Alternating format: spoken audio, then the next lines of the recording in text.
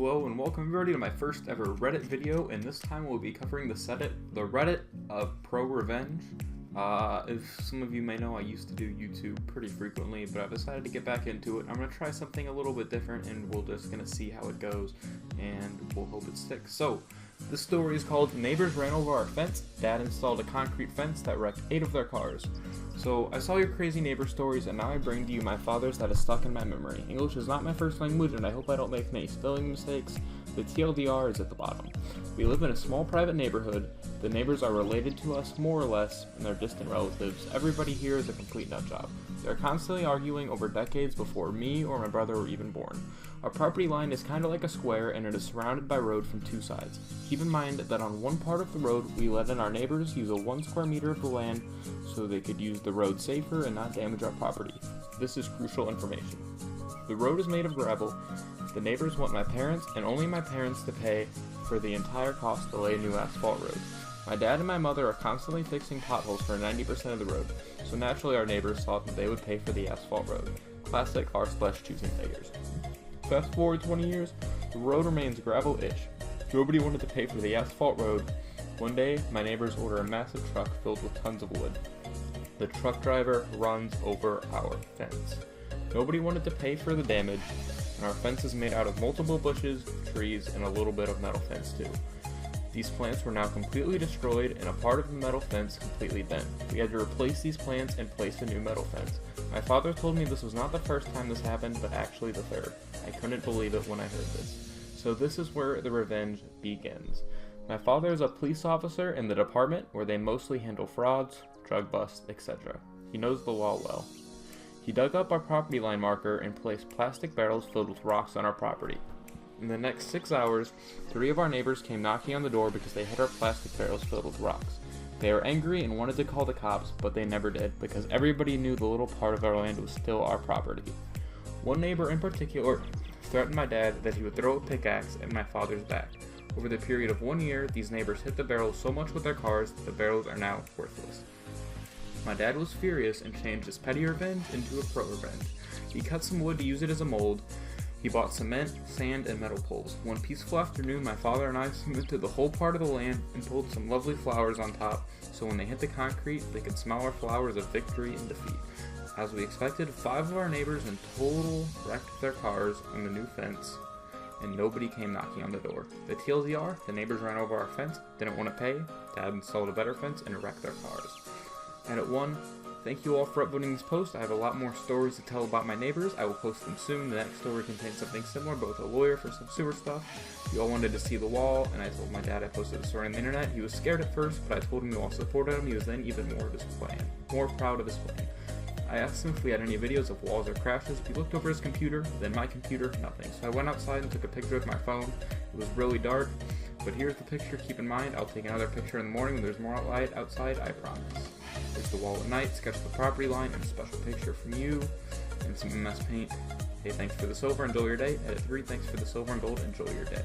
So this is a story about getting some revenge, about just neighbors who wanted to have their own way, wanted to have the roads fixed, and didn't really want their property to be, they wanted their property to expand further than it actually did, and if it's on their property, they have all the right to do whatever they want, and they got their way, so good on them.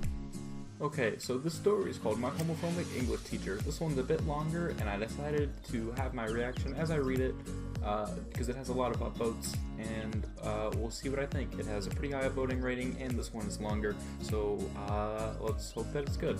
So I saw a post on here recently about somebody's horrible English teacher, and it reminded me of my own experience. TLDR is at the bottom. Doing this requires a quick lesson on the Australian high school system. I'll keep it short. Basically, there are 6 years of Australian high school, from grades 7 to 12. 7 through 10 are prep years where your grades don't carry over. Then grades 11 and 12 are your big bad years with huge exams similar to the American system.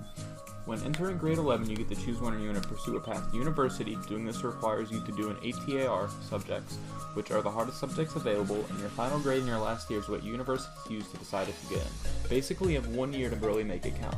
Grade 12 is the year to finally show everything off you've learned after your whole life of school. It's basically do or die, the hardest year of your life. So to begin this story, let me explain that I am really good at English. really good in English. I won awards and got accepted into a state-recognized programs for how good I am in English. It was one subject I could guarantee to get an A in, so naturally I choose ATAR level English. I'd always wanted to get into some kind of English-based university course. When I entered my grade 12 class, I was greeted by my teacher, who we call Mrs. Slug, since she looked like a fat, slimy slug. This was the kind of teacher that just handed out worksheets and sat behind a desk for the class and didn't actually teach. It was frustrating since this was my final year and I wanted my grades to be as good as possible, but I was actually confident in my ability to pick it up on my own, so I didn't complain about it. Then came time for the first assessment. It was a creative writing piece, and short stories are my jam. So I wrote a short story. I followed the marking key carefully while adding my own flair to the story to make it really entertaining and thought-provoking. The story is basically a dark romance told in first person, where the gender of the prospective character wasn't revealed until right at the end, thus revealing the couple to be gay. I specifically kept the main character's gender ambiguous until that point, since I wanted the reader to assume it was a girl and then have a shock at the reveal. I contacted some of my friends for my high-level English programs and they all loved it, so I happily submitted it. I didn't think too much of it, and I was interested to see how my ability held up to the highest level of school, but I wasn't expecting anything below a B. Then I got my result back. Failed. I couldn't believe it. I was genuinely confused. There were absolutely no marks on my paper, no red pen, no details as to why I failed. Just a big fat 8 out of 20 on the back of my paper. I was really upset, obviously, because I worked so hard on it, and it was the first time I failed an English assignment, ever. So I went to Mrs. Slug and asked her what was wrong with it.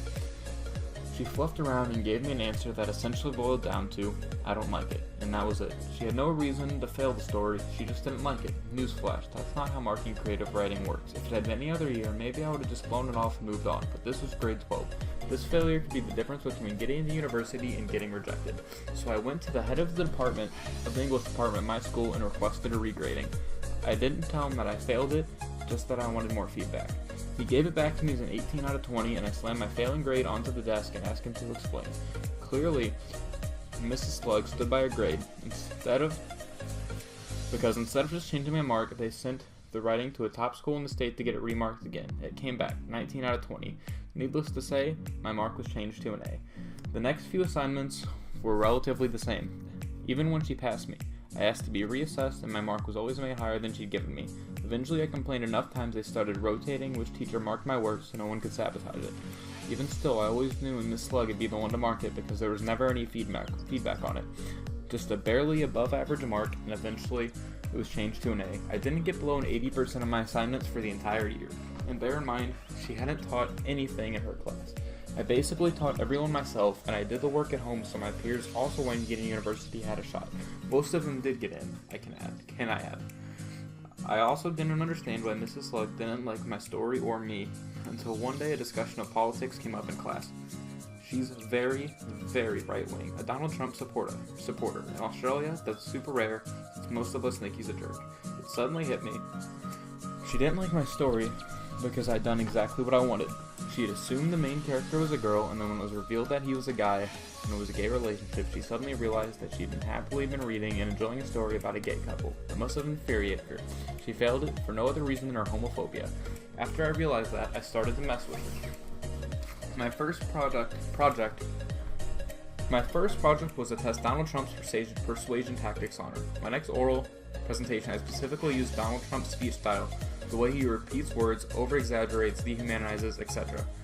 I know that she was the one who marked it again, no feedback, but this time it was an 18 out of 20. This was the highest mark she gave me all year. I couldn't believe it. The Donald had been right.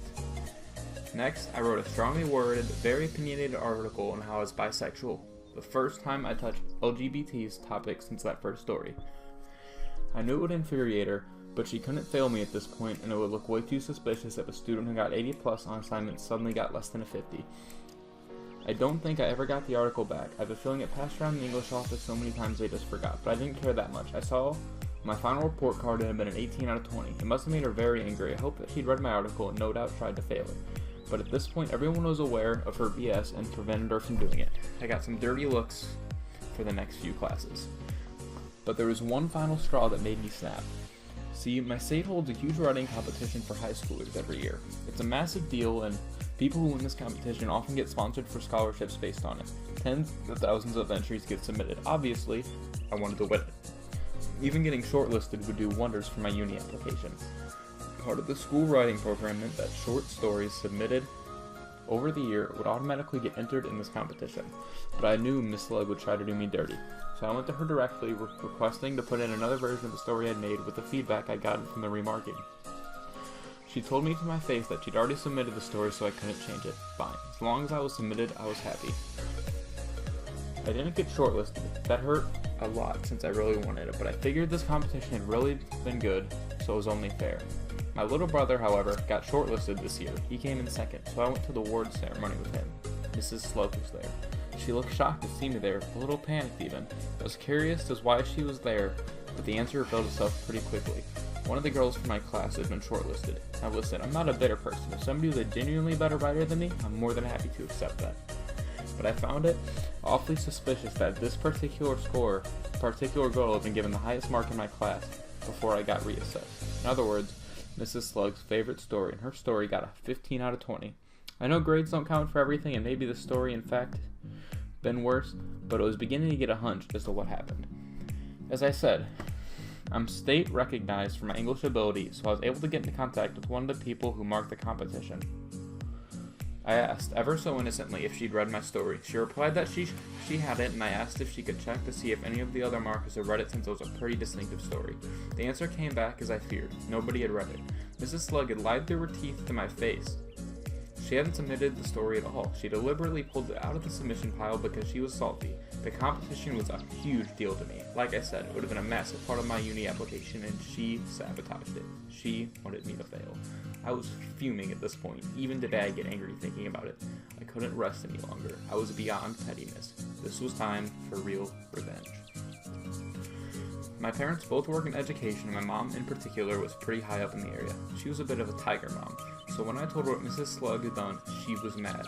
Like, very mad. The idea that her kid might not go to uni because of a prejudiced teacher does not sit well with tiger mothers. He marched straight to the principal's office, and since he knew her, we were heard out almost immediately. I explained what would happen, and how I'd been consistently been marked too lowly, and the competition application had been removed without my knowledge.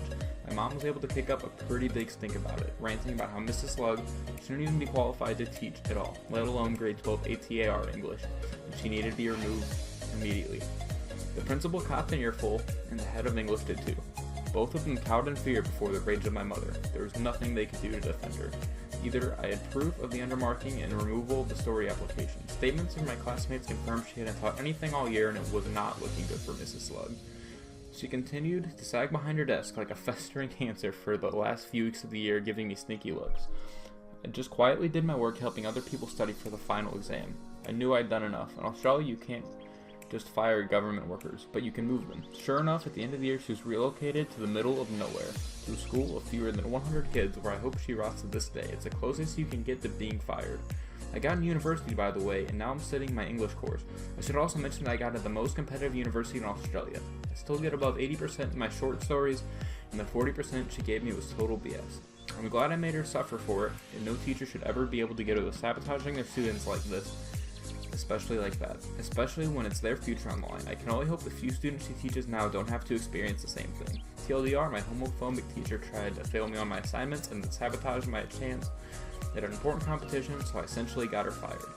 So, this is a pro-revenge story, but as you'll have to keep in mind, it is from Australia, to where the links that people can go to are a lot different, because I do know that in Australia that you pretty much can't touch anybody, and you will have court involvement near immediately, so the punishments are a lot more severe in Australia, and I do think that that was the most that they could have physically done, especially as apparently they're not allowed to fire government workers, which is not something that I knew, but good on him, and I'm glad that he's doing well, and I hope he continues to do well in life. So if you would like to hear some more stories of pro-revenge, feel free to comment down below, or any other subreddits you would like me to cover. And if you want me to give more feedback, less feedback, or what I can do to improve, feel free to comment down below, and